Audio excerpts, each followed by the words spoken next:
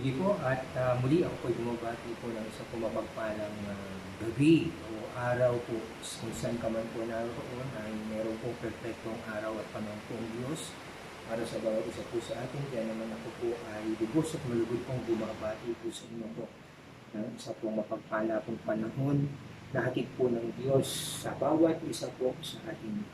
At maging sa mga pagkakataon po ito, tuloy na po na tayo po ay nais po namang mapaabutan po ng Diyos ng mabuting balita po niya. Kaya naman right now, I believe na sa dami po ng mga nag-exhort at nag-share naman po sa social media and even sa anumang pong avenue na pwede pong paabutan kayo ng salita po ng Diyos. Ito po ay meron pong pahintulot ng ating pong Ama. Kaya naman meron pong kahalagahan ang bawat araw at ang bawat panahon na meron na binigay ang Diyos sa bawat isa po sa atin, lalong-lalo na po sa bawat isa po sa inyo na ngayon po ay nandyan at nanonood. Tunay nga po na ang Ama ay patuloy po naman pong nakaabot at pinaabot ang kanyang po mga kamay sa bawat isa po sa atin. Kaya naman, maging sa mga pagkakataon po ito at sa mga panahon na ito, ikaw po, yes, ikaw po, kapatid, tunay nga po na kinakailangan na ang katotohanan at ang makapusong paglingon at pagharap kay Kristo, lalong-lalo na po sa mga panahon ito na tunay nga po na napakahalaga. At maging sa mga pagkakataong ito na tayo po ay mag-uusap, ay naniniwala ako na ang Diyos ay meron pong paabot na mabuting balita at higit sa lahat upang ipaabot sa iyo ang pagkakataon at ang grasya na meron ipinapaabot sa bawat isa po sa atin. Hindi ko po alam kung gaano po ang ilalayo po ng video na ito kapag na-post ko na. Pero ganun pa man, ako po'y naniniwala na maaabot ang sino mang tao na kung saan ay may pangangailangan nito. And if you are, sabihin po natin, aksidente na nakita mo lamang po ito, I do hope that you will take the time to listen for the message na kung saan ay meron po tayo, that it might be this message is for you, para naman po maipakita ng Diyos sa iyo ang kanya pong pagmamahal at pag-ibig. Kaya naman maging sa mga oras na ito at this point in time, let's continue. And I would like to invite you to a very short prayer para naman tayo po ay manalangin. Nang sa gayon ay imbitahan po natin ang presensya ng Diyos at hilingin po natin ang kanya pong talino upang nang sa gayon mabuksan ang ating pong makalupang mga kaisipan upang ating pong maunawaan ang kanya pong mga naising maipaabot sa atin. Okay? So maging sa pagkakataon po nito, I would like to invite you, yes, ikaw po na nandyan at nanonood, at hinihiling ko po na panandalian mo pong ipikit ang iyong mga mata at iluko ang iyong ulo at hayaan mo na maging sa pagkakataon po ito ay maranasan mo po ang pagkilos ng Panginoong Diyos sa buhay. Sige po, tayo po ay po. Amang Diyos, muli kami po ay ngayon ay dumudulog sa iyo at patuloy, Ama, na ikaw po ay aming pong itinataas maging sa pagkakataon at panahon nito na ipinagkaloob mo po sa amin upang kami man po, Panginoon, ay mag-usap. Yes po, ng mga kapatid ko na maaari po ngayon po ay nakatuon at tunay nga po na nakatag po o Diyos ng channel na ito o ng video na ito, sapagkat ako po'y naniniwala that everything that is happening under the sun ay meron ka pong pahintulot at meron ka pong mabuting grasya at sapat at tamang-tama upang ipaabot, Panginoon, sa iyo pong mga nilikha. Kaya naman maging sa pagkakataon pong ito, Lord, I commit to you everything. Ay hayaan mo, Panginoon, na kung saan, Lord God, ikaw po ang maghari, ikaw po magsalita at hayaan mo na maipalabas, Panginoon, ang mensahe mo na tunay nga po, O Ama, na nais mong maipaabot sa bawat isa po sa amin upang nang sabihin, Panginoon, kami man, Lord God, ay makatagpo, O Diyos, ng mga biyaya na nagmumula sa iyo. Ikaw po ang gusto po namin maitaas at maparangalan, Panginoon. May your name be glorified and may your name be honored in this place and even in this time na kung saan meron po kami upang, Panginoon, maipahayag ang iyong pong kapangyarihan, ang iyong pong katotohanan, ang iyong kaligtasan, at ang iyong pong patuloy, O Diyos, na kalinga na tunay nga po na hinahanap ng bawat isa po sa amin. Maraming salamat po. Continue to ask you, Lord, be in our midst. Be the mouthpiece, O Lord God, at ayan mo ikaw po magsintasal po kalagi sa pangalan ng Jesus. Amen. Amen. Okay? At maging sa pagkakataon po nito, mga kapatid, ako po ay totoo po naman po nagpapasalamat sa ating pong Diyos na buhay at tayo po ay pinagkalooban po ng pagkakataon na tayo po ay makapag-usap at nang sa gayon ay muni-muni at makapagbulay-bulay sa ating pong buhay. Okay? So, maging sa pagkakataon po ito, ako'y naniniwala na sapat at tapat ang panahon. Tayo man ay nasa kanyang-kanyang bahay, nasa opisina, nasa pinagtatrabahuhan, nasa bar, nasa isang gusali, kung saan ka man naroon. Kung ikaw man po ang nakatagpo at nanonood ng video na ito, I believe that the word of the Lord ay gustong ipaabot sa inyo. Okay? So, maging sa pagkakataon po ito ng ating pong pag-uusapan, there is a certain text from the Bible, a story, na kung saan ay tuning nga pong napakayaman. But eventually, this is considered to be a parable, but ito po ay isa pong napakalaking katotohanan sapagkat si Kristo po mismo ang nagsalita o nagpahayag dito. At napakarami po mga katotohanan na nakapaloob dito po sa ating pong pag-uusapan. Kaya naman akmang-akma sa bawat buhay ng bawat isa po sa atin. Kaya naman I would like to invite you, if you have your Bibles with you, please open it. And kung wala naman, just listen to this channel, to this video, para naman po marinig mo kung ano man po yung pong ating pong pag-uusapan. It is found in Luke 16:19-31. At alam ko po na ito po marahil para sa napakarami po ay pamilya na pamilyar. Tututuusin napakarami na po naging exhortation maging sa pagkakataon po ito sa parte po ng passage na ito.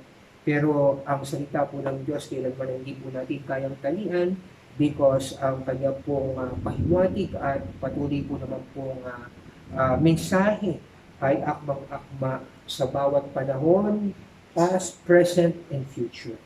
At ako po'y naniniwala through the power of the Holy Spirit, ako po'y naniniwala na anuman po ang ating po mapag-usapan dito po, ating po paniniwala sa magdalangin sa Kanya, maitanim sa ating po mga puso upang nang sa gayon ito po naman po tumubo at magkaroon ng bunga sa ating pong buhay. In Luke 16:19-31, it says, in verses 19, sabi niya, now there was a certain rich man, and he was clothed in purple and fine linen, faring sumptuously every day.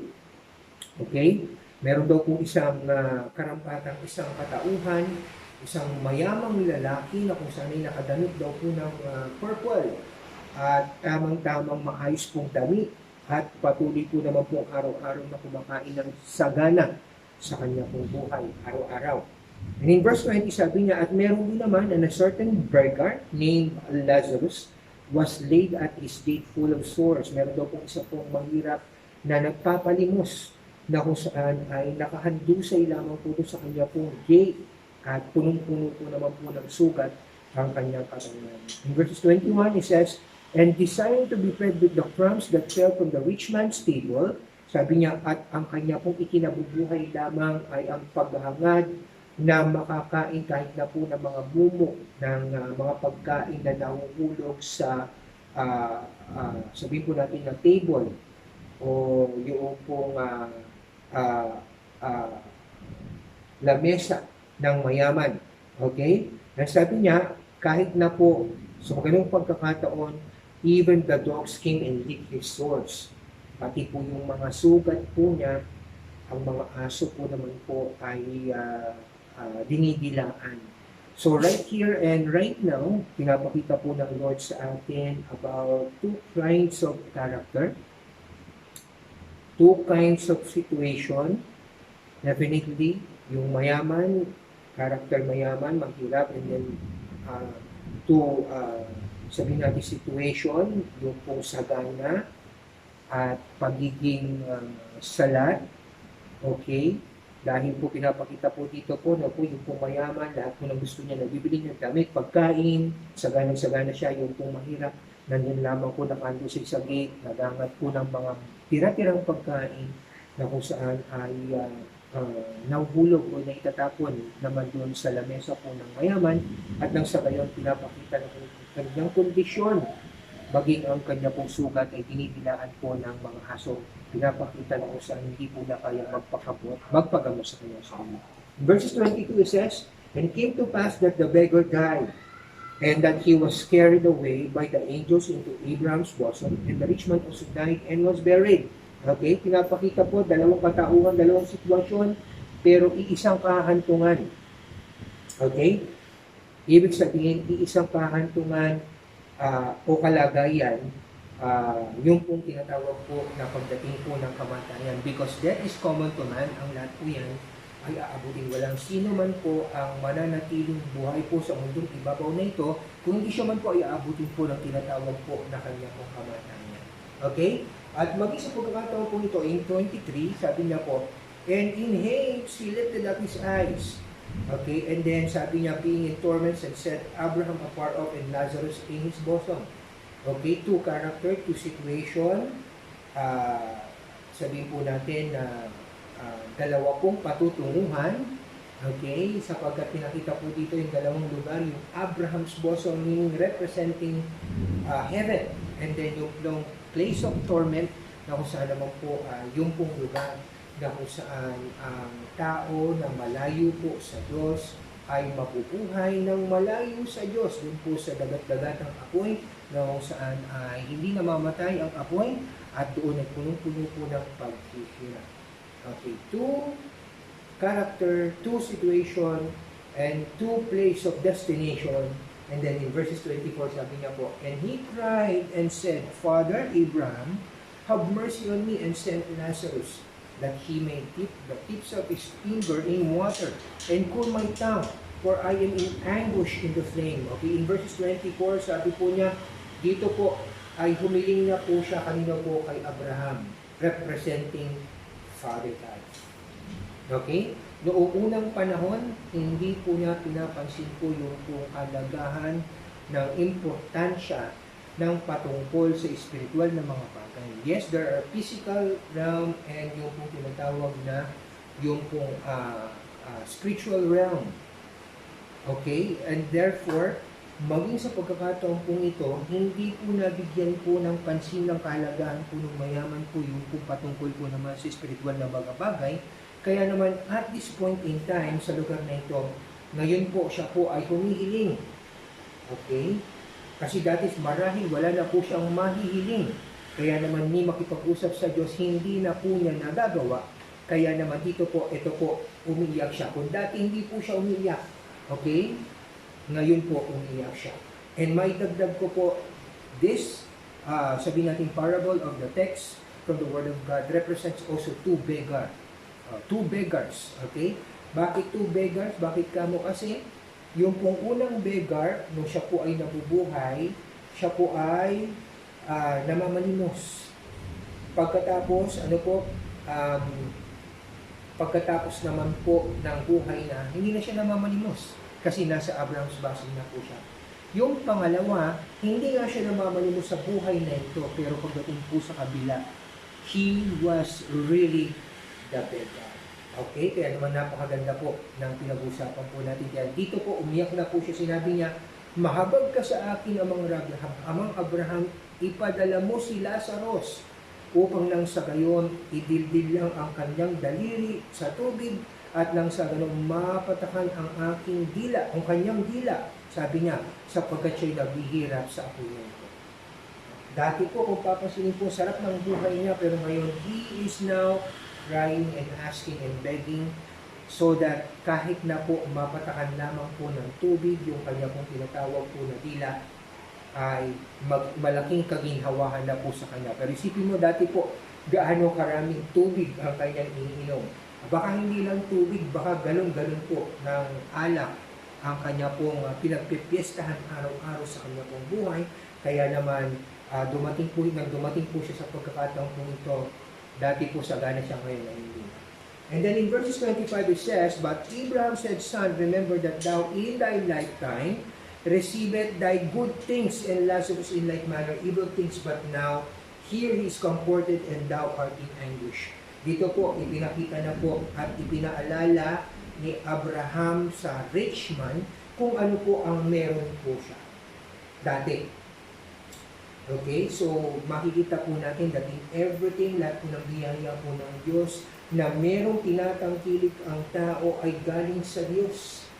Kaya lang po may mga purpose and reason kung bakit ibinibigay po ng Diyos yan. Unang-una, syempre, for the glory of God, and then para po naman po matulungan po natin yung ating pong mga kapwa. Okay, pero bagkos, ito pong taong ito siguro po, pagka dumadaan po siya, nakikita niya si Lazarus, dahil ito po'y pulubi at madumi, ang sinasabi po niya, yung damit po niya na defiled, it becomes defiled, naging dirty kapag nahihipo siya o pag inaabot po siya ni Lazarus. And even baka naman po siya po ay dinuduruan pa o nandudura pa sapagkat nakikita niya po sa kondisyon po ni Lazarus na punong-puno po ng sugat.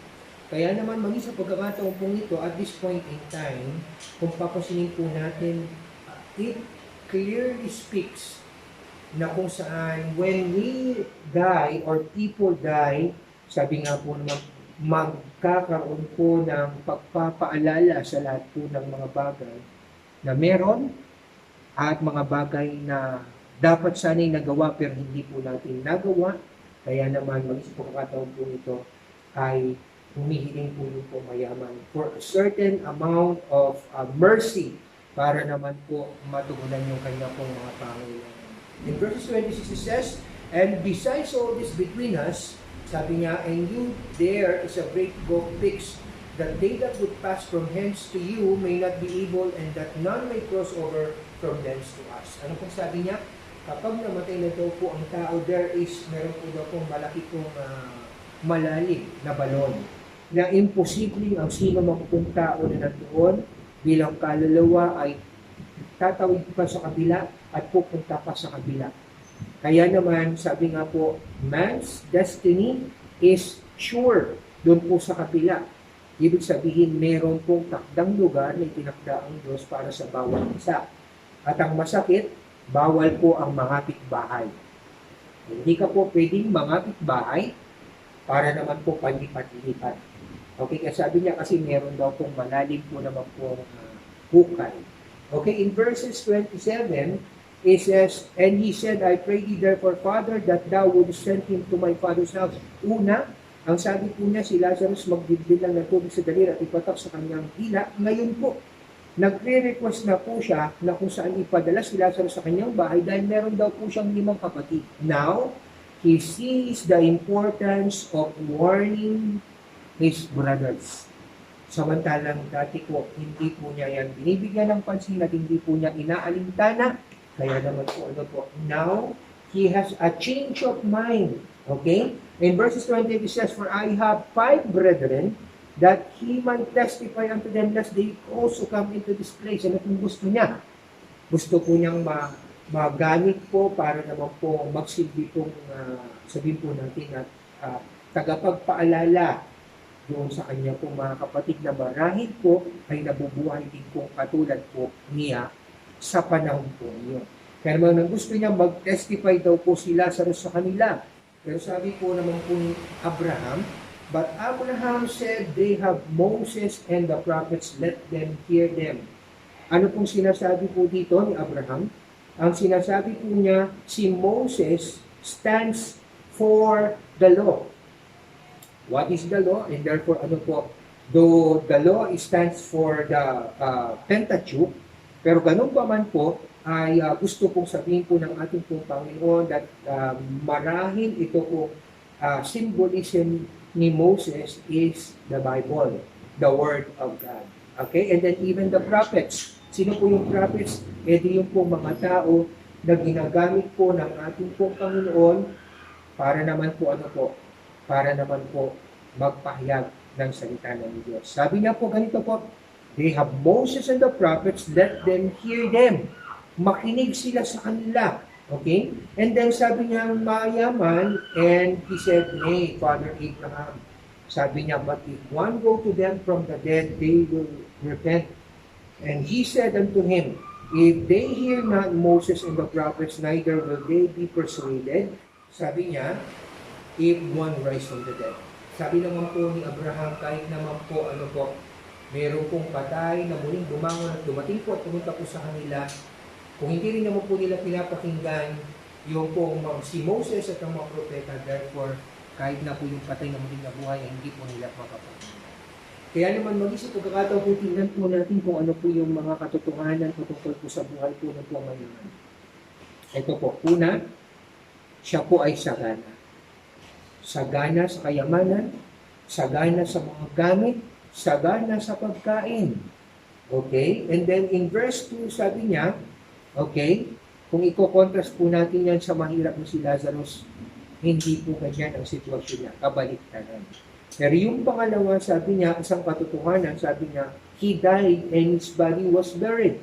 Lahat naman po ng tao ay namamatay. And for sure, everybody and every people, every person, ang lahat po ay namamatay.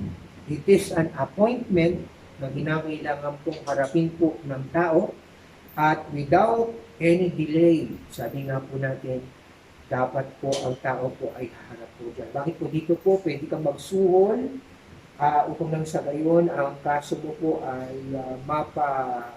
mapabingbing, pero doon po walang suhol-suhol. Okay, and then number 3, sabi niya, his soul went to hell. Okay, sino po nagsabi nito? Si Kristo. Kaya naman ipinapakitang maliwanag that there is a place called hell because Jesus Christ Himself has specified this truth na kung saan ang isang tao na mabubuhay na malayo sa Diyos ay may pupuntang isang lugar, and that is hell. Okay, and number 4, sabi niya, dun sa lugar na yon, dinescribe ang kanyang kalagayan. In torment. Sa isang susunod na verses, sabi niya, in anguish. Okay, it is a term na ginagamit mo sa sa tama pong description ng paghihirap. Kaya hell is a place of torment, and is a place of anguish, na kung saan ay tunay nga po na makapagpapakilala at makapagpapatotoo that indeed this place is a very horrible place. Okay? Kaya nga lang po minsan, the people doesn't see it right now because they choose to close their eyes, takpan ng mga mata upang wag pong makita ang katotohanan na ito. And as if they are, sabihin po natin na pinagbabayaan po nila yung katotohanan na yan. Kaya naman, I believe, and even right now, because many people are dying every day, greater percentage are going in that place right now. Kaya naman, ito pong importansya ng ating pong pinag-uusapan today so that you will be able na kung saan ay ma-avert yung pong panahon na kung saan ikaw po ay pupunta po dyan. Kaya naman sabi nga po, tingnan po natin to, no? Yung pang-anim, no, pang-5, sabi niya, he can see and recognize person. This passage clearly specifies that when a person dies, he still retains na kung saan siya po nakakakita, siya po ay nakakakilala ng mga tao. Kasi nakilala niya si Abraham, si Abraham hindi pa naman niya nakikita.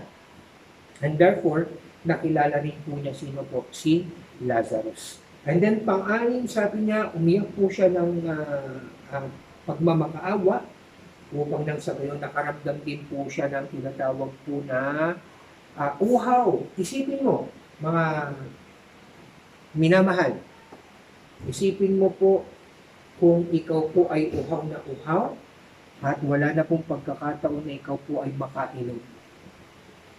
Yes, di ba? Ang napakahirap. Dito lang po sa mundo, kapag uhaw na uhaw ka na, talagang gustong-gusto mong makainom. Ano man ang mangyari, iinom at iinom ka. Pero what if kung halimbawa wala na pong pagkakataon na ikaw po ay makainom pa? Then papaano rin kung ito po would last for eternity.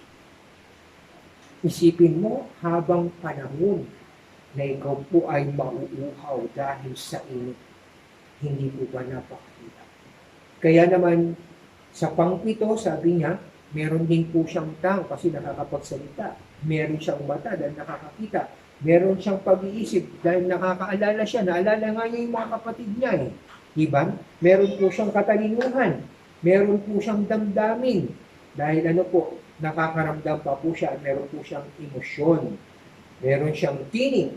At hindi sa lahat, nagkaroon po siya ng concern sa kanya pong mga kapatid. Kaya naman importante po na maging ang pag-uusapan po natin today is a very important aspect and truth na mahalaga po para sa bawat isa po sa atin.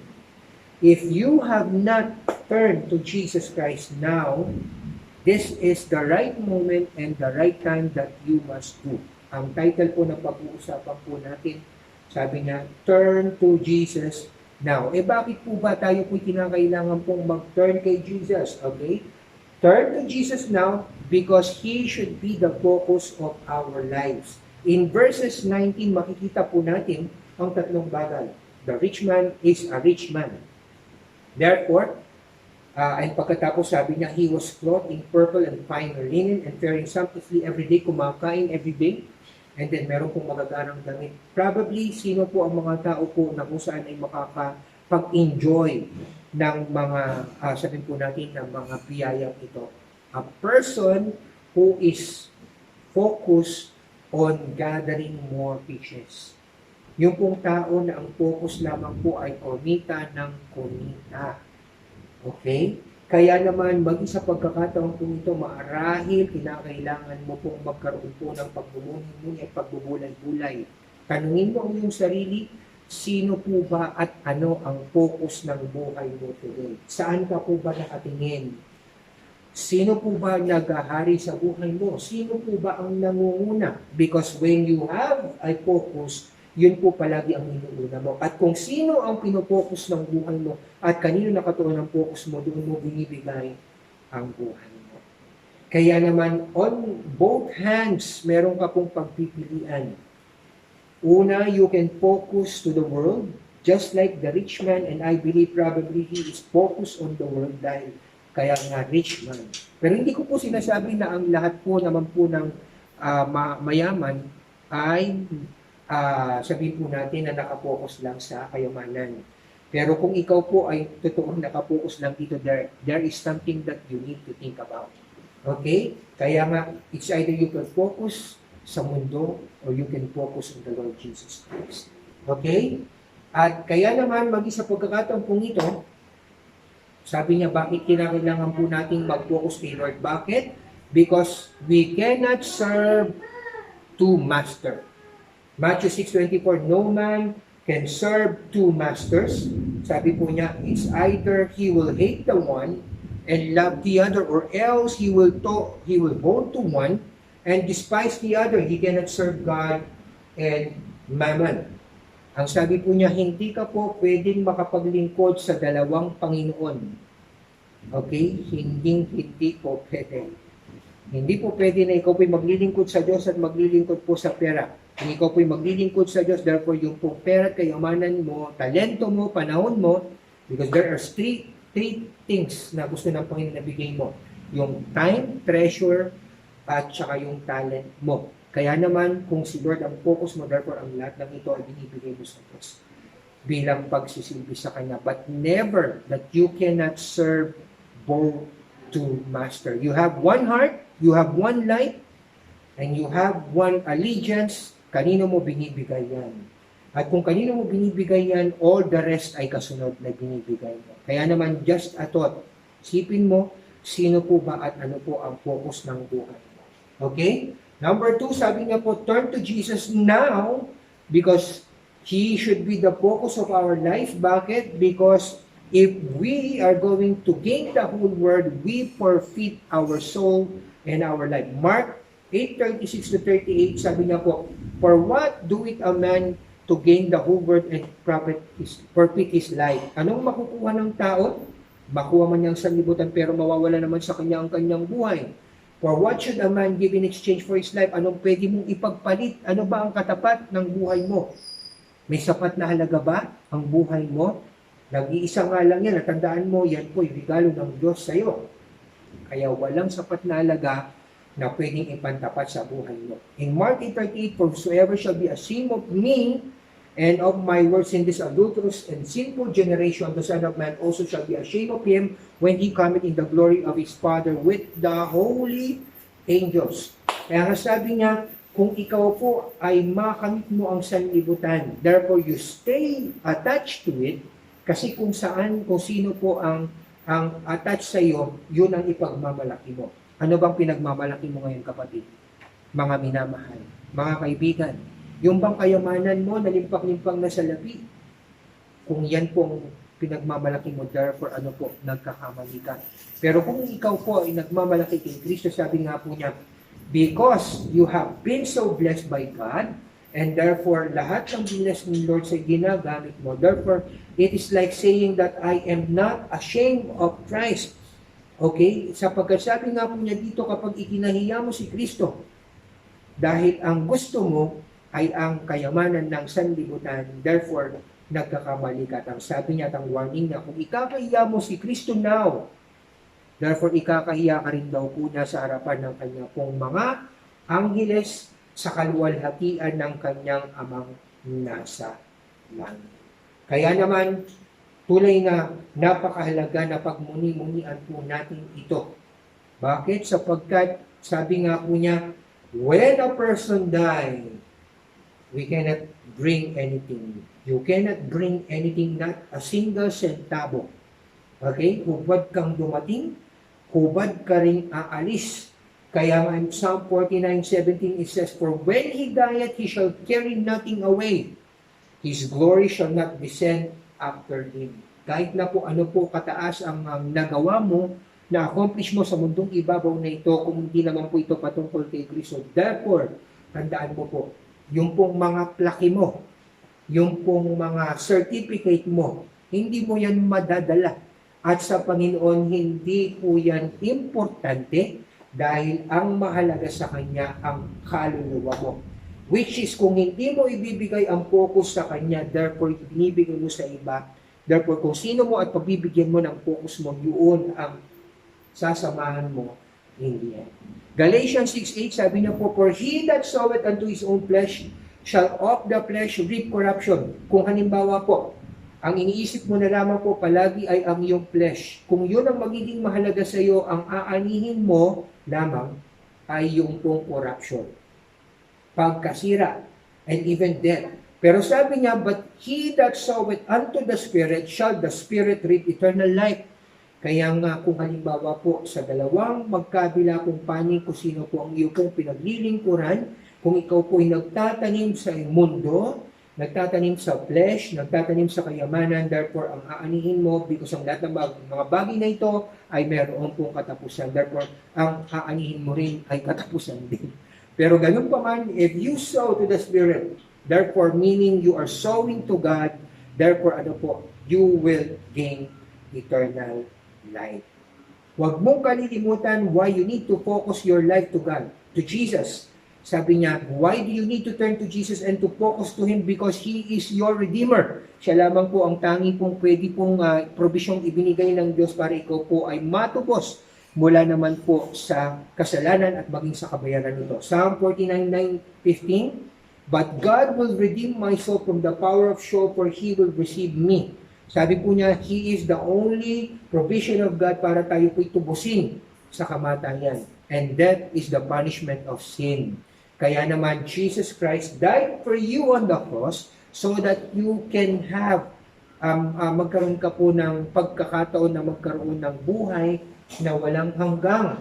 At pansinin mo po itong sinasabi niya in John 14:2, "In my Father's house are many mansions, if it were not so, I would have told you. For I go to prepare a place for you. And if I go and prepare a place for you, I come back and will receive you unto myself, and where I am there, you may be also." Okay, ito po maganda po dito po. Sabi niya, may pangako pong ating pong Panginoon. Sabi niya, uuwi daw po siya sa piling ng kanyang ama. At doon po sa piling ng kanyang ama, napakarami daw pong tahanan. At ipaghahanda niya ang sino mang tao po na kung saan ay magkakaloob po ng focus, who will turn their life to God and give focus to Him. para nang sa gayon magkaroon po siya ng sarili po niyang lugar doon sa piling ng Diyos. At kapag nakapaghanda na daw po siya, siya daw po ay babalik upang sunduin at tanggapin daw po sa kanyang sarili. At kung nasaan daw po siya nandoon, doon din naman po siya turuan. Okay? Kaya naman maganda po na pagmuni-munian po natin, what is the focus of your life? Okay? And number 2 point, sabi niya po, turn to Jesus now.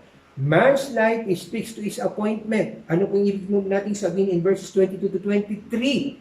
Okay? Ang buhay ng tao ay tunay nga pong naka-fix, naka-attach, at tunay nga po na kung saan ito po ay magaganap. Pagdating ng panahon, yung pong appointment na dapat mo pong puntahan. At ang sabi po dito po sa verses 22 to 23, and it came to pass that the beggar died and that he was carried away by the angels into Abraham's bosom, and the rich man also died and was buried. And in Hades, he lifted up his eyes being tormented and said, Abraham afar off and Lazarus in his bosom. Sabi po niya, ang tao po, kanya pong, sabi po, initial appointment. Okay? In this world, your final appointment would be your death. Pero it is, sabi nga po niya, death is the entrance, papunta naman po doon po sa kabila. Kaya naman, sabi nga po dito po, huwag mo kalilimutan kung bakit importante na i-turn mo na po ang buhay mo kay Kristo ngayon sapagkat ang buhay mo ay totoong nakakabit doon sa appointment na kinakailangan mo kaharapin. Why? It is fixed in our life is fixed to its appointment. Sabi niya, our life is an appointment. Sabi niya po, Hebrews 9:27, mga kapatid, inasmuch as it is appointed unto men once to die, minsan lang mamatay, meaning minsan lang mabuhay, at susunod po doon yung pong tinatawag po na paghukom. Kaya nga ang appointment na kung saan ano po ay kakaharapin ng tao at the end of his life is death.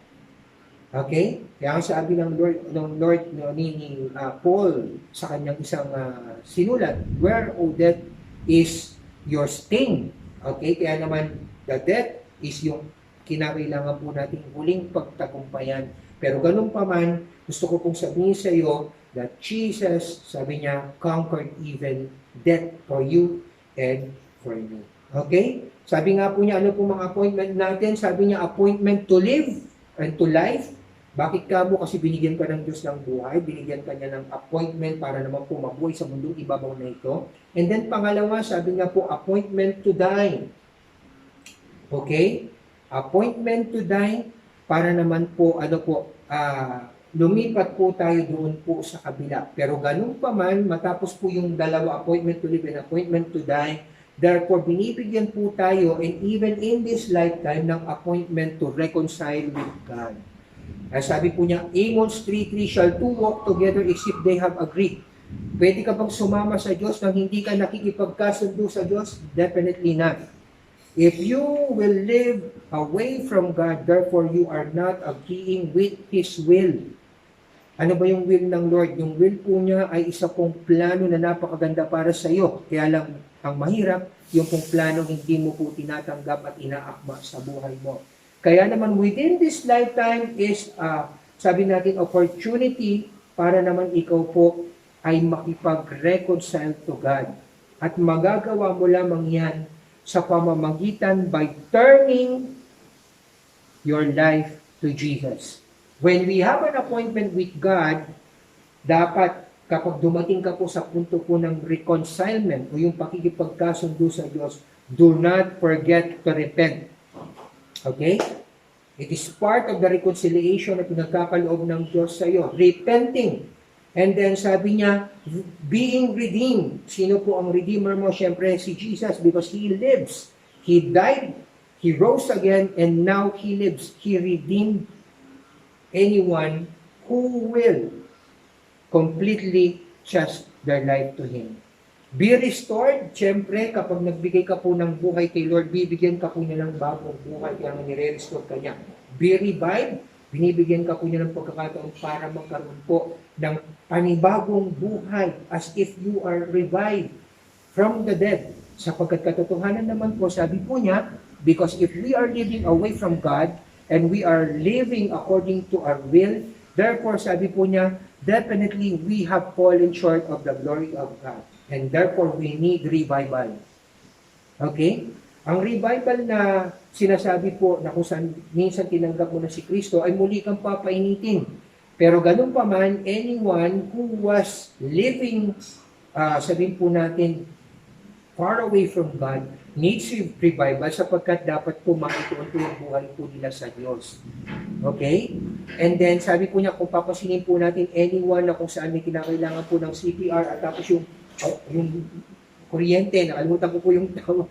Okay? Pero ganun pa man, ano po, pagka ganun, nire-revive, pilit na nire-revive. O ganun din po ang gusto po ng ating pong Panginoon sa atin. And then, be reconciled, receive remission of sin, and be renewed.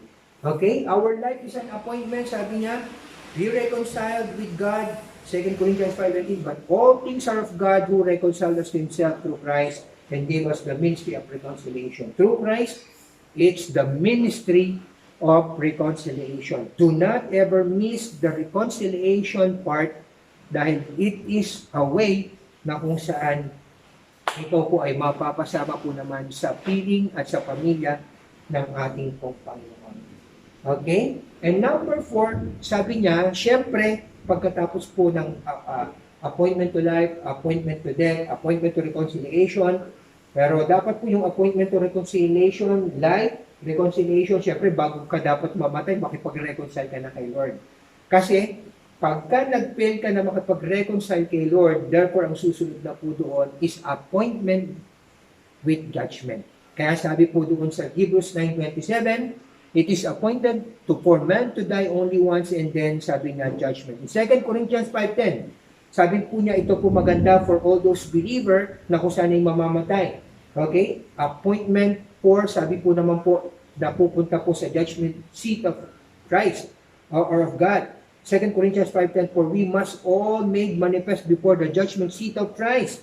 Okay? That each one may receive the things done in the body according to what he has done, whether it be good or whether it be bad. And then, sabi nga po niya, no, appointment to judgment in Revelation 20:11-15, una po, yung appointment po ng mananampalataya po sa Diyos, is a Bema seat, judgment of Christ. Pero yung po mga hindi mananampalataya will be, sabi niya, present dun po sa tinatawag na Great White Throne Judgment, dun po naman sa Revelation 20:11-15. And I saw a great white throne, and him that sat upon it, and I saw the dead, the great and the small, standing before the throne, and books were opened, and another book was opened, which is the book of life. And the dead were judged out of the things which were written in the books according to their works, and if any was not found written in the book of life, he was cast into the lake of fire. There certain books were opened, books of Acts, and even books of life, the book of life. Okay, na kung saan sabi po niya dito po kapag wala ang pangalan mo, ay hindi ka po makakapasok sa langit. Amen. Hallelujah. Kaya naman po, maging sa pagkakataon pong ito ay tunay nga po na Okay, to continue po. Kanina po medyo ako po ay mabilis magsalita kasi hinahabol ko po yung pong charge ng aking cellphone. Akala ko po ay aabot pero hindi pala namatay. Pero ngayon pa man, magpapatuloy po tayo sa ating po pinag-uusapan sapagkat sabi niya, why is it important to turn to Jesus now? Because man's life speaks to its appointment. Okay? Because our life is an appointment. And katulad po ng sinasabi po natin, actually there are two kinds of resurrection. Sabi nga po niya, the resurrection to eternal life and then the resurrection to, sabihin po natin na eternal damnation.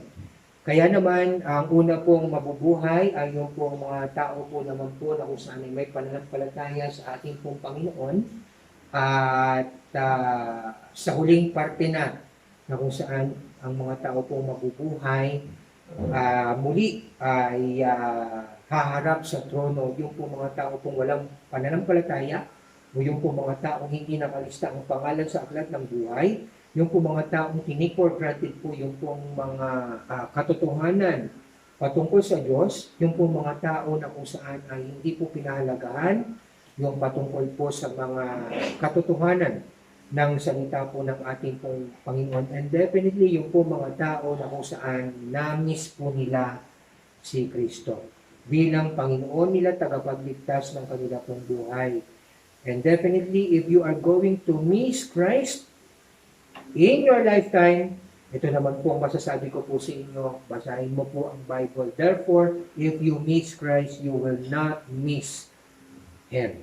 Kaya nga sabi po dito sa ating pong pinag-usapan, sabi niya, our life is an appointment. Therefore, ang huling parte po, una, appointment to life, appointment to be reconciled, pangatlo, appointment to die, and then sabi niya, appointment to judgment, and therefore, sabi niya, dito po sa Great White Throne Judgment, pipila po ang lahat po ng tao matapos po naman pong buhayin po ng ating pong Panginoon.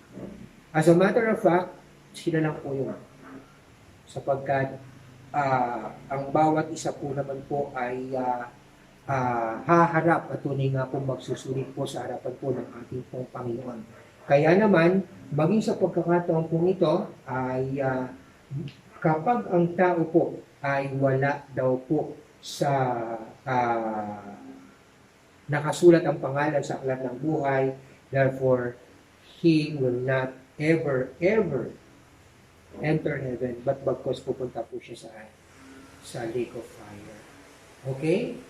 Kaya naman, maging sa pagpapatuloy po natin in Acts 17:31, it says, inasmuch as he had appointed a day in which he will judge the world in righteousness by the man who he had ordained, whereof he had given assurance unto all men in that he had raised him from the dead. Definitely, Jesus Christ is alive now. Siya po ay buhay because he is seated on the right hand of God on His throne. At nang sa gayon, sabi niya po, He will appoint at that time is an appointed with God when yung po mga tao po ay haharap at tatayo sa puting luklukan ng ating pong Panginoong Diyos. Ano sa pagkakataon. Okay? And then, number 3 point, sabi niya, turn to Jesus now. Why do we need to turn to Jesus? Okay? Una, sabi po natin, turn to Jesus now because importante na maituon po natin ang focus po natin sa Kanya. Pangalawa, turn to Jesus now because the reason of is that life or man's life is fixed to its appointment. And then pangatlo, sabi niya, turn to Jesus now because man's destination is fated. F-A-T-E-D, meaning, kung titingnan mo po sa dictionary, ang ibig sabihin po niyan, ano po, ay inevitable, inescapable, unavoidable. Okay? Ibig sabihin po naman po nito po, dahil sa puro F po yung pong binibigay ko po sa inyo, focus, fix, and then right now, fated naman po, patungkol po naman sa destinasyon ng mga tao. Kaya nga in verses 22, it says, it came to pass, sabi niya that the beggar died, and that he was carried away by the angels into Abraham's bosom, and the rich man also died and was buried. Definitely, mga kapatid, yung pong buhay ng tao, sabi po niya, ay fated.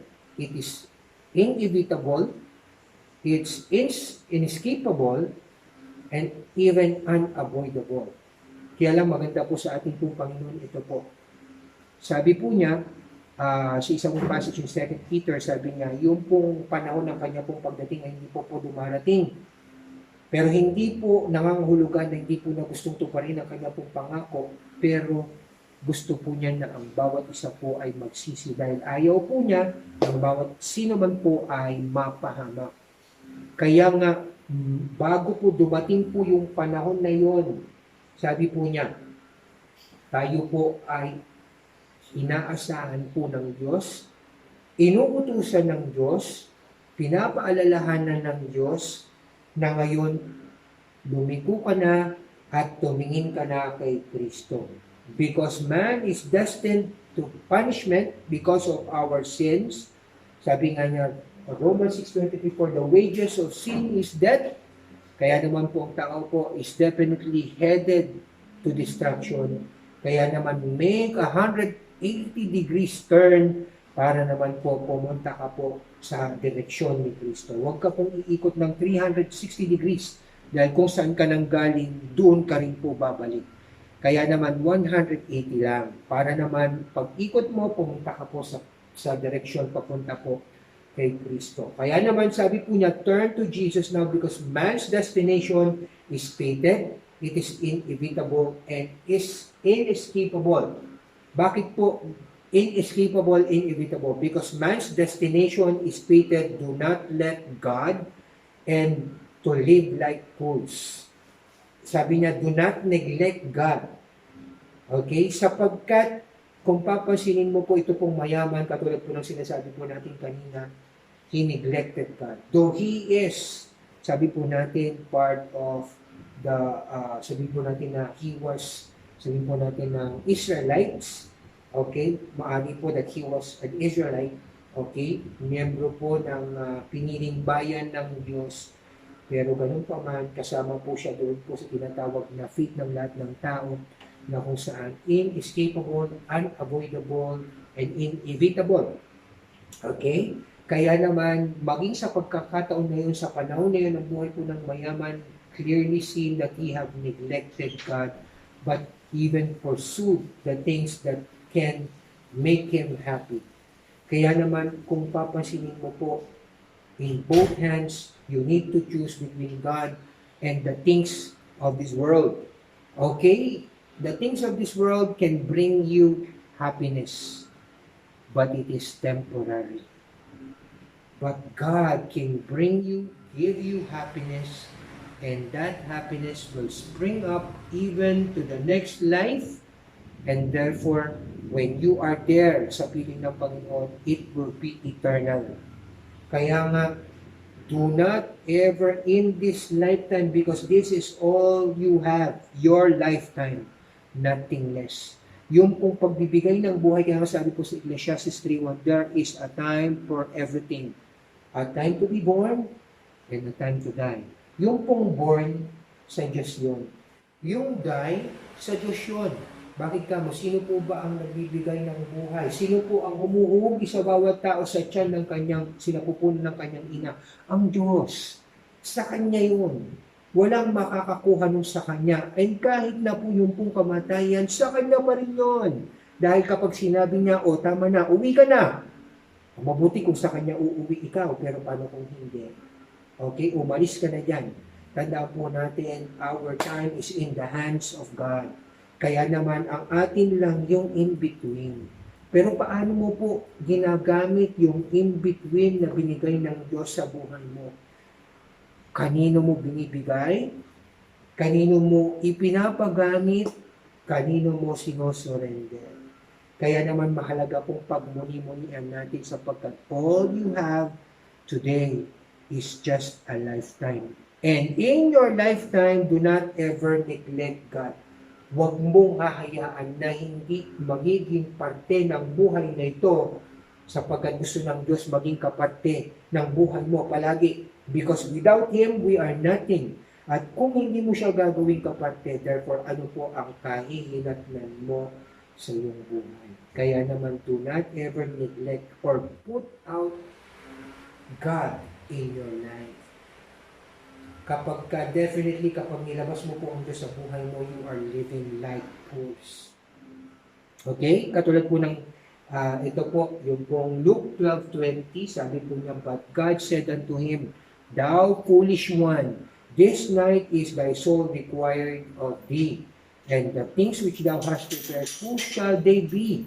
Okay, ito po ay patungkol po naman po sa kwento na si Lord din po ang nagsabi sa account po ni Luke, na kung saan meron din pong isang mayaman. Okay, yung pong sabi niya, ay, nakita niya ang dami niyang ani. Ay, alam ko na. Sabi niya, magpapatayo pa ako ng tinatawag na mas malaki pang mga lalagyan. Sapagkat nag-isip siya na bang gagawin ko ngayon sa ani na ito. Sa karamihan ng mga pagpapalang ito. Well, actually, lahat naman po pagpapala po ng Diyos. Pero sabi niya, isip siya, definitely, magtatayo pa daw po siya ng malalaki pong lalagyan. At pagkatapos ang di maganda yung sinabi niya, siya daw po ay kakain na lang, iinom na lang, at magpapakasaya. Tandaan mo po ito. That was the feeling and the mindset of the people na kung saan nabubuhay po saan sa panahon po ni Noah. They were eating, they were drinking, and they were marrying. Nagpapakasaya po sila sa buhay po na ito. Okay? At pagkatapos dumating po yung pong hindi po nila inaasahan. Kaya nga, maging sa pagkakataon po ito mga kapatid, huwag kang tumulad sa isang klase ng tao na ito na nakapokus lang sa mga bagay na panlupa. As a matter of fact, our focus should be on God. Why? Because our destination, man's destination, is fated. It is inescapable, it is inevitable, and even it is unavoidable. Number 2, sabi niya, do not neglect God. Pero ngayon, sabi niya, do not neglect to live for God. Kanino po ba yung buhay mo? Di ba sa'yo? Yes, pero ang tanong, sino po ang nagbigay sa'yo? Pag sinabi po mong binigay, talaga po bang binigay na po sa'yo? Kasi kung sa'yo yan talaga, therefore, kahit kailan mo gustong mamatay, pwede. Pero ganun pa man, hindi po pwede dahil kapag sinabi ni Lord, hanggang dyan na lang, hanggang dyan na lang. So, ibig sabihin, binigay na nasa sa iyo, oo, pero pahiram lang. Pahiram lang na darating po ang panahon na kukunin din. Kaya naman, bago dumating po yon, dapat in-exhort po tayo ng ating pong Panginoon to turn to Him now because man's destination is fated. Do not neglect to live for God and do not live to after worldly things. Job 21:13, sabi niya, they spend their lives and days in prosperity, and in a moment they go down to the shore. Okay? Ano po sabi po yung po mga tao po, they spend their prosperity, their days in prosperity, pero darating po ang panahon na kung saan siya po ay pupunta rin po doon po sa shore. Okay? Doon po sa lugar po ng mga patay.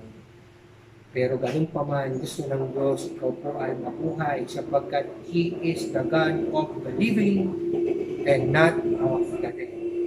Okay, in Galatians 6:8, sabi po niya, for he that soweth unto his own flesh shall on the flesh reap corruption. Kung ang iyo pong tutuunan ng pansin ay yung pong mga pangailangan mo lamang po, therefore, ano po sabi po ng ating pong Panginoon, if that is the case, then you shall reap corruption. But if you sow it for the Spirit, therefore you will reap eternal life. Kaya nga, mahalagang pinag-uukulan ng pansin at tinitingnan kung ano po ang mga bagay na iyo pong pinag-uukulan ng pansin today. Kung ito po ba ay patungkol sa Diyos, go for it. Magpatuloy ka kapatid. Pero kung hindi po ito po patungkol sa Diyos, stop! Tumigil ka at umikot ka at humarap ka po sa Diyos. Dahil kapag hindi, may matindi pong pagsisisi na iyo pong daranasin na kung saan hindi mo na pwedeng maisaayos at maitama. And I believe, dito po sa passage natin yung pong mayaman, nagkaroon po siya ng remorse. Nagkaroon po siya ng pagsisisi, pero ganun pa man po, wala na pong pagkakataon para kanya po maitama at maisaayos. Because once you die, therefore that is it. Tapos na po. The only opportunity that you can correct, kaya nga si Kristo po namatay sa krus para na magbigyan ka ng ample time. Because of Him, God has allowed forgiveness of your sin so that you can live. And through this sacrifice na ginawa ng ating pong Panginoon, magkaroon ka po ng pagkakataon para maunawaan mo ang kahalagahan ng pagbibigay po ng buhay mo sa Diyos. Amen? Pangatlo, sabi niya, turn to Jesus now. Man's destination is fated, inevitable, inescapable, unavoidable. Because man's destination is fated, sabi niya, do not neglect the discipline of the Lord. Okay? Ano po? Ang Diyos, sabi niya, huwag mo pong hayaan, huwag mo pong palampasin ng pagtatama ng Diyos sa iyo. Okay, bakit po ba tayo po'y tinatama? O maaring tayo po man ay sabihin po natin na pinapaalalahanan. Bakit ka po ba pinapaalalahanan ng Lord? Sabi niya po, because it is a sign of His great love for you. And as a matter of fact, Jesus is the embodiment of the love of God for men. Kaya nga siya po ay nag-iisang anak ng Diyos na ipinadala niya ito para naman magkaroon ka po ng pagkakataong magkaroon po ng buhay at mapatawad sa iyo pong kasalanan. Kaya naman, even in this lifetime na meron ka po, pinapaalalahanan ka po at gusto kang itama ng Diyos. At kung in the event na dumating po sa iyo ang mensaheng ito, and I believe right now God is moving, and God is so busy reaching out for more souls. Why? Because hindi po natin alam kung kailan man po ang tao po ay lilipas mula sa buhay na ito, papunta sa kabila. At hindi rin po natin alam, baka bukas tapos na po ang lahat, dumating na po si Lord. Okay, sabi nga po, when Jesus comes, okay, hindi pa naman po yung katapusan. Dahil definitely meron pa pong mga magaganap. First, yung pong pagdating po niya, kukunin niya po yung pumakan niya, babalik po sila doon, and then magkakandak po sila at dadalo po yung po mga tao ng, sabi po, dadalo sila sa marriage supper of the Lamb. Okay, and there, sabi nga po niya, ay gagawad ng Diyos yung kanya pong mga reward sa kanila, habang sila po ay nagkakasayaan doon sa langit, dito naman po sa lupa, therefore nagkakaroon po ng matindi pong paghihirap. Kaya naman, after that, si Jesus po, after the rapture, will reveal Himself for the second coming, and then pagkatapos po naman po noon, magkakaroon po ng tinatawag na Battle of Armageddon. Kaya naman, meantime na hindi pa po yan dumarating, therefore, tayo po in everyday ay pinapaabutan ng Diyos ng Kanya pong mabuti pong katotohanan at ng Kanya pong pagmamahal, dahil tunay nga po ng sino man pong ama at isang magulang ay nagtatama sa kanya pong mga anak upang nang sila po ay maituwid at wag po silang humantong doon po sa tinatawag na place of point or point ng kanilang buhay na sila po ay magsisisi. Ang sabi po, mabuti nga po kung positive na pagsisisi sapagkat na-realize mo na magkamali ka and then you turn around and face Jesus and turn to Jesus, ay maganda po yun. Pero yung pong pagsisisi na isang klaseng negative, yung pong klaseng pagsisisi na hindi mo na po pwedeng itama ang yung pong mga pagkakamali, just in the case of the rich man. Okay, Hebrews 12:5, sabi niya, and ye have forgotten the exhortation which resonate with you as with sons, my son, regard not lightly the chastening of the Lord, nor faint when thou art reproved of Him. Sabi niya, huwag mong hayaan, huwag mong iniliglig, huwag mong titingnan na magaang yung pagtatama ng Diyos sa iyo. At kung ikaw naman po tinatama, huwag ka naman mag-faint, huwag ka pong mawalan ng pag-asa. Dahil sabi po ng verse 6 ng Hebrews 12, sabi niya, for whom He loved, sabi niya, He chastiseth. Sino pong ama ang hindi po nagtatama ng kanya pong anak? Just as bad as we are, we know how to give good things to our children. So much more is our Heavenly Father in heaven. Gustong-gusto po niya magbigay ng mga gandang bagay, lalong-lalo na po ang pagpapaalala, ang pagtatama ng direksyon at pagsasaayos ng buhay. At sabi niya, it's for just every son whom He receiveth. Kaya kung ikaw po'y pinapaabutan po ng pananalitang ito at nararamdaman mo na parang as if ikaw po'y pinapalo ng Diyos, tandaan mo po ito, hindi po yan galit, hindi po yan puot, kundi yan po isinyalis ng kanyang pagmamahal, dahil hanggang ngayon, ikaw po'y kanya pong inaabot ng sa ganon, hindi ka po dumako sa place po ng remorse, na kung saan magsisisi ka pero hindi ka na po makakapag, sabi po natin, maisasaayos at maitatama yung pong mga pagkakamali. Kung ikaw ay pinapalo, that is na kung saan ay tanda ng pagmamahal ng Diyos sa iyo. One time, ako po, gusto ko pong ibahagi sa inyo, ako man po ay napalo po ng Lord. Ano pong klaseng pagpapalo? Ako po ay nagkaroon po ng operation kasi alam ko po tinatawag na po ako ng Lord pero takbo ko ng takbo sa Kanya. Kaya naman to the point, sa sobrang pagmamahal ng Diyos sa atin, you have to choose even in the last time. Dahil alam ko po, kung hindi ko po siya tinugon at that time, baka lumipas na rin po ako sa buhay na ito. Because God is giving ample time, wonderful opportunity para naman po maranasan po natin yung kanya po katapatan, pag-ibig at yung kanyang kapangyarihan na gusto niya na maranasan po natin. At our life is a proof of His love.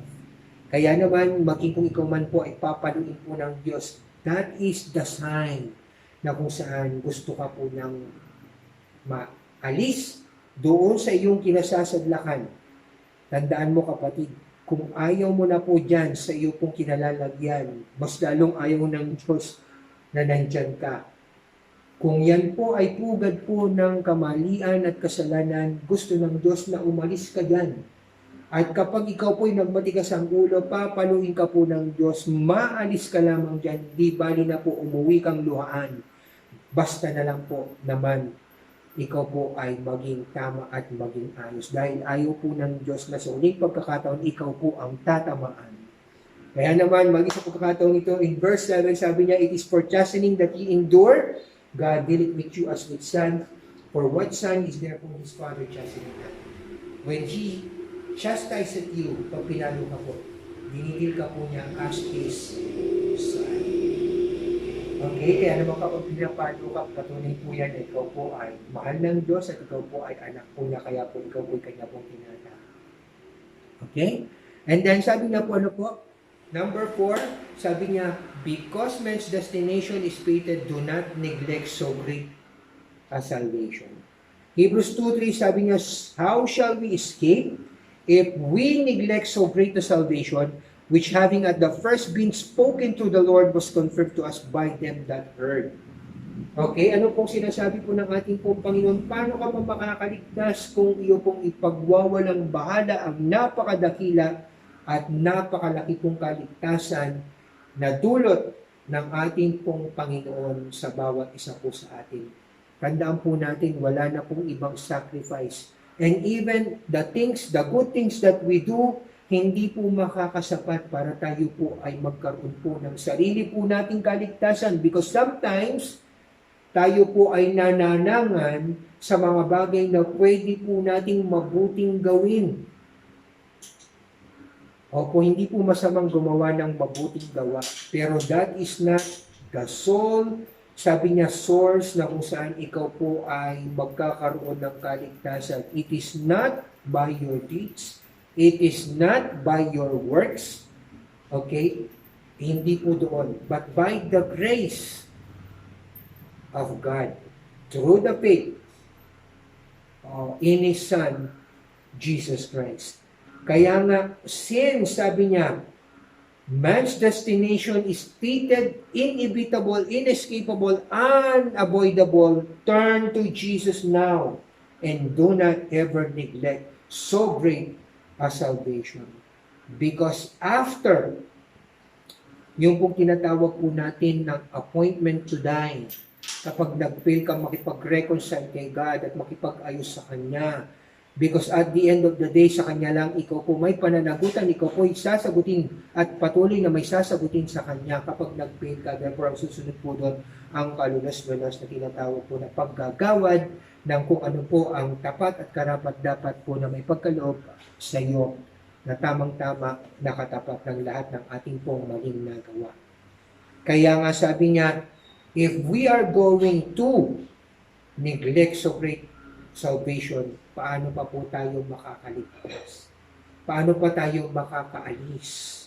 Paano pa tayo makakawala? And because man is a sinner, he is destined for judgment. Kaya naman, ang sinasabi po ng ating pong Panginoon ngayon, now, as the days go, sabi natin po, patuloy po ng pong nagiging crucial at nagiging, sabi po natin, patunay na nagkumikilos at patuloy na nagaganap na pong lahat po ng sinasabi ng salita ng Diyos. Sabi niya, how can we escape if we neglect so great a salvation? Okay? Kaya naman, maging sa mga pagkakataon pong ito, okay? Turn to Jesus now, because man's life is God-given time to follow or obey God. Okay? Ano po yung una? Focus. Pangalawa, fix. Pangatlo po, fated. Okay, yung una, focus. What is your focus? Sabi niya. And then, yung pong isa po is, yung pong buhay ng tao is fix sa kanya pong appointment. And then, yung pong pangatlo, sabi niya, is fated, unavoidable, unescapable, inevitable. And then, pang-apat, sabi niya, your lifetime is your God-given time to follow God, to follow and obey Him, as it is expressed in verses 23 to 31. Kung papansinin po natin, mayroon pong mga katotohanan na pinapakita from verses 23 to 31. Unang-una, the life you spend on the next might be the reciprocal of what you have today. Okay? Ang sabi po niya, ano po? Baka ang buhay mo sa kabila ay maging kabaligtaran ng buhay mo dito. If you should fail to obey and follow God. Okay? Ano po yun? Sabi niya, because this man, rich man, is in torment. Pangalawa po, he is begging. Hindi naman siya nalilimos before. He is in need and want. Nangangailangan na po siya, samantalang dati wala po siyang kinakailangan. Doon po, he is stuck. Okay? Doon po sa buhay niya po, dito po sa mundo, he can freely go anywhere because he has the resources. Pero doon, he is stuck. Okay, kaya lang po, di ba, kung ikaw po ay ma-stuck sa isang lugar na napakalungkot, gustong-gusto mo lumabas. Eh, yun nga lang lockdown eh. Na-lockdown ka sa bahay mo, hindi ka na mapakali. Gusto mo nang lumabas eh. Di ba, nung oras na panahon ng lockdown? Pero ganun pa man doon po, ma-i-stuck ka. At doon po yung pong panahon forever and ever. Okay, and then sabi niya, he prays and learn concern for others. Nagkaroon na po siya ng tinatawag po na concern sa iba, samantalang dati wala. And then sabi niya, F, he was reminded of the importance or important things that he has taken for granted, such as Moses, the law, the prophets, and those who executes the law. Okay? Dati po siguro, pag nakikita niya lamang po yung pong mga, sabihin po natin na salita ng Diyos, therefore, ano po, walang bahala niya. And therefore, kapag nandiyan po yung mga propeta na nagpapahayag ng salita ng Diyos, therefore, walang bahala niya din. Dumating po sa pagkakataon na kung saan ano po, yung pong lahat ng yun ay bumalik po sa kanya. And then sabi niya, he was reminded of the faith he neglected. Okay, na paalala po sa kanya ang pananampalataya na walang bahala po niya. Okay, aside from doon sabi niya, the life you will spend on the next might be the reciprocal of what you have. That is why you must turn to Jesus now. Because man's lifetime is his God-given time to follow and obey God. Number 2, sabi niya, because after this life, the decision might be too late.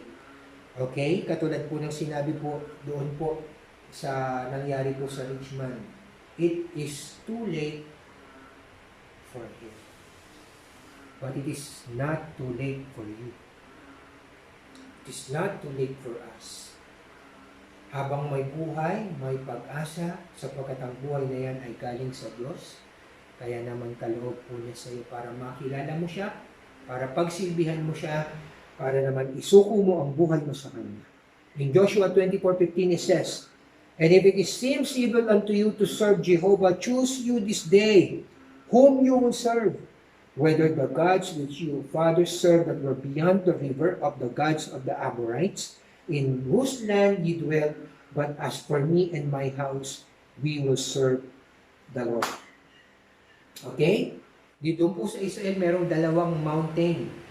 In between is a place you called Shechem. At dito po sa Shechem, naganap po yung pong pagsasabi po ni Joshua, na ang sabi po niya, choose this day whom you will serve. Piliin nyo ngayon kung sino ang inyong paglilingkuran. Sapagkat may dalawang bundok, yung tinatawag po na Mount Gerizim, the Mountain of Blessing, and then yung po Mount of Ebal, Mountain of Cursing. Kaya naman in this life, you have a choice. And therefore, in this life, you have to make that decision dahil pagkatapos po ng buhay mo, it is already too late. Number 3, sabi nga po sa 4 point po natin, why do we need to turn to Jesus now? Because man's lifetime is his God-given time to follow and obey God. Sabi niya, number 3, your life now is the God-given time to follow and obey the Lord. 2 Corinthians 6:2, for he said, at an acceptable time I hearken unto thee, and in the day of salvation did I succor to thee. Behold, now is the day of time. Behold, now is the day of salvation. Isipin mo po kung bakit dumarating po ang araw para po sa bawat isa po sa atin. It is a day given for the Lord, for you and I, so that we can be, sabi po, saved for the most horrible thing na ma-experience po ng sinumang tao, to receive just punishment of death, na kung saan capital punishment in, sabi po, in payment of all the wrong things that we have done in all the sin. Pero sabi niya, why is it called today? Today is a present regalo. Okay, kaya nga present regalo. Okay, ang regalo ng Diyos sa atin ay ngayon. Kaya tinatawag na ngayon kasi hindi kahapon. Mabuti po kung merong bukas, pero ngayon po ay espesyal. Bakit? Sapagkat ito po ay panahon ni pinagkakaloob ng Diyos sa sino mang tao na makikinig po ng mga tinig na ito. Sabi niya, surrender your life to God, submit to the Lord, and spend your life with the Lord. Thus, we end our, sabihin po natin na sharing today. The importance na kung bakit kinakailangan mo pong i-turn o mag-turn kay Jesus now is because baka mali po ang focus ng buhay mo. Pangalawa, why do we need to turn to Jesus?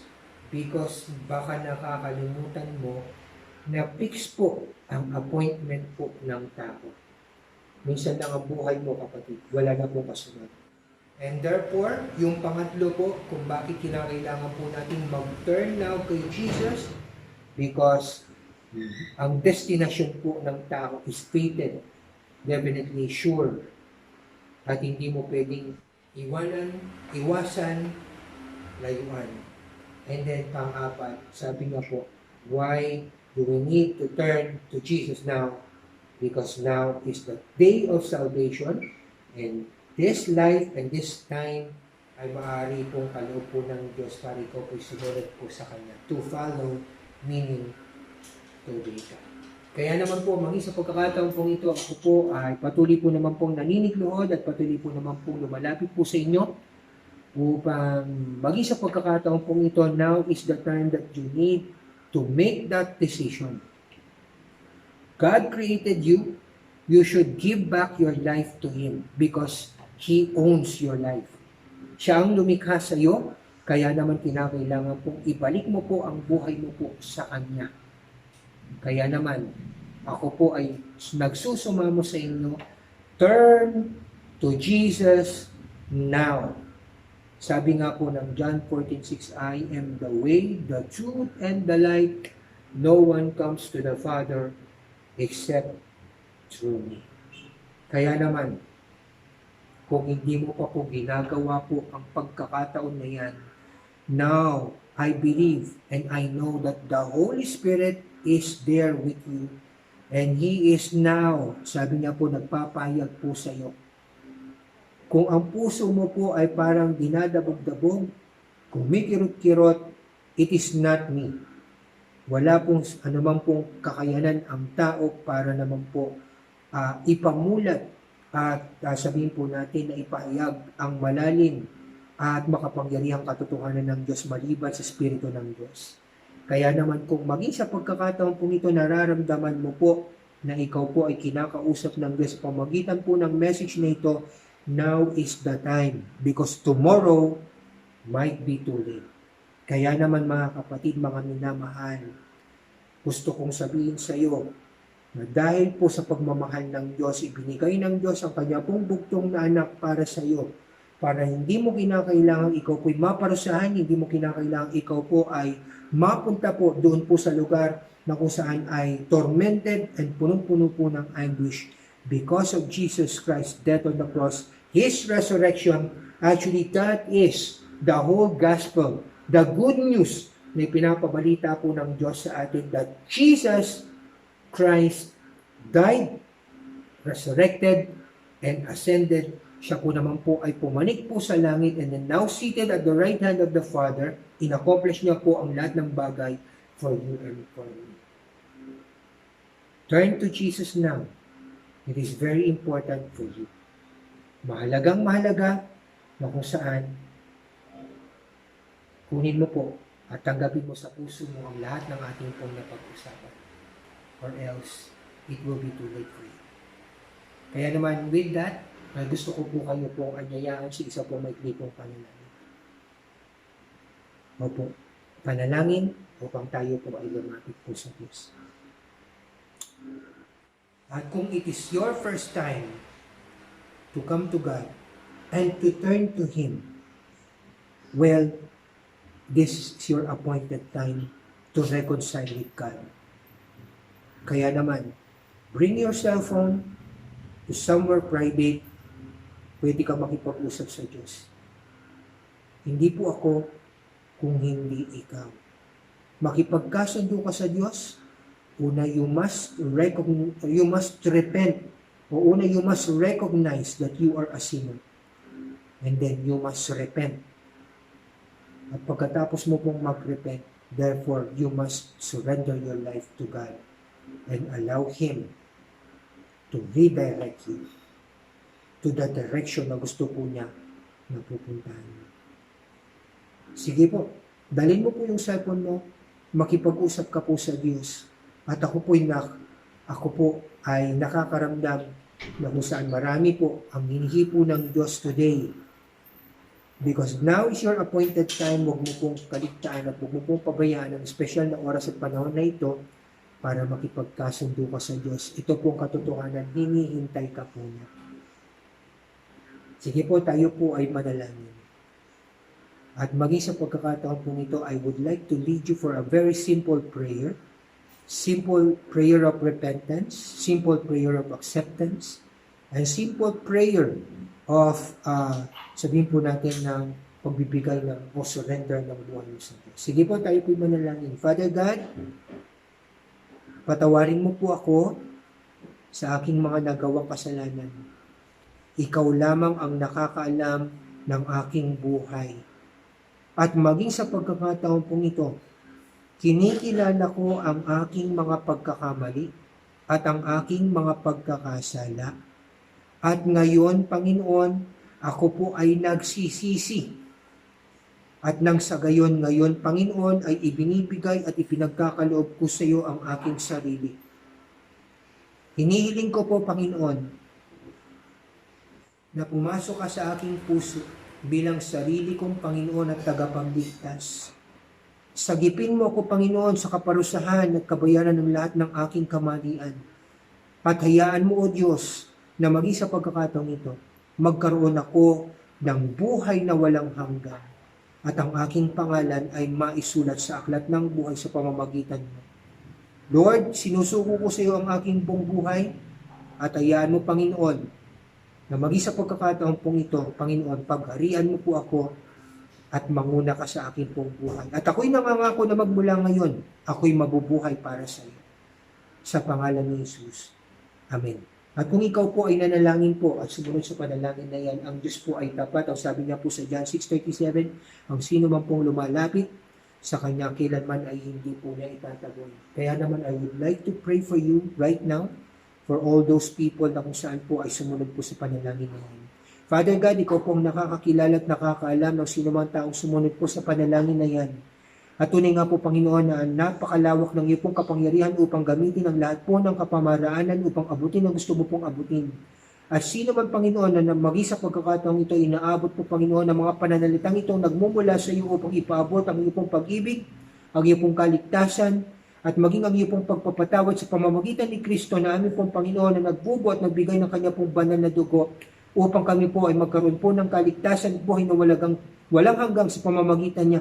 I pray, Lord God, na ikaw na po, O Diyos, ang patuloy pong kumilos sa kanya pong buhay. May you, Lord God, manifest your love to them. May you, Lord God, make known to them, Panginoon, ang iyo pong mga pagpapala. Maging, Panginoon, makaranas po sila ng kalayaan, kapayapaan, kaginhawahan, kalakasan, maging sa pagkakataong ito sa pamagitan po ng lahat pong bigay po naman po ang mga pagpapala ni Kristo. At hayaan mo na magmula sa pagkakataon pong ito, Panginoon, magpanibago ang kanila pong buhay at nang sa gayon, maranasan po nila, Panginoon, ang iyo pong kapangyarihan na nangunguna ngayon sa buhay po nila na kung saan ay dumidirekta sa kanila po upang sila po ay magpatuloy na sumunod, Panginoon, sa iyo. Maraming salamat po sa pagkatuloy nga po na ikaw po ay Diyos na mabiyaya. Kaya naman, Panginoon, ang lahat po ay patuloy po namin ipinagkakaloob sa iyo. Salamat po, Panginoon, sa pagpapatawad mo. Salamat, Panginoon, sa buhay na walang hanggang nakaloob mo po sa amin. At salamat sa kalakasan. Salamat, Panginoon, sa mga pagpapala na kaloob mo po sa amin. Ang lahat ng ito ay aming pong hiling sa pangalan ni Jesus. Amen. Kaya naman po, mga kapatid, mag-isa pagkakataon pong ito, magpatuloy ka po sa iyo pong panibago pong buhay at hayaan mo na idirekta ka ng Diyos sa isang klase ng buhay na kung saan ay ayon sa kanyang kalooban. Read the Bible every day, pray to Him and talk to Him, at fellowship, find a church na pwede naman po na ikaw po ay makiisa, makipag-worship. Kaya naman, muli, ako po'y nagpapasalamat po sa inyo at ito po ang inyo pong Pastor Alan Aragosa, nagpapaalam sa inyo at sa inyo po nag-iwan po ng Shalom, Shalom. Maraming salamat po. God bless you.